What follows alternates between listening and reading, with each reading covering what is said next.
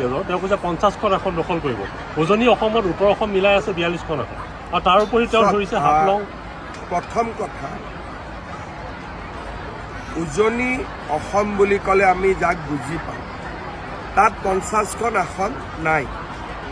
কিন্তু সকলোতকৈ ডাঙৰ কথা, গৌৰৱ গগৈক যদি আপোনালোকে কেতিয়াবা লগ পাই সোধে যে তিনিচুকীয়াৰ পৰা গোলাঘাটলৈ সমষ্টিকেইটাৰ নাম কৈ দিয়ক, মই 100% কনফাৰ্ম যে তেওঁ নামকেইটাও ক'ব নোৱাৰে। তেওঁ এজন হৈছে যেনেকৈ টুৰিষ্ট আহে, তেওঁ ইয়াত আহি খুটিয়াই চাই আছে যে কিবা এটা হ'ব পাৰে নেকি। তেওঁৰ অসমৰ প্ৰতি কোনো দায়বদ্ধতাই নাই। যদি তেওঁ অসম আৰু অসমীয়াক ভাল পালেহেঁতেন, তেওঁ এইকেইদিন কৈ আছে আমি বৰ অসম নিৰ্মাণ কৰিম।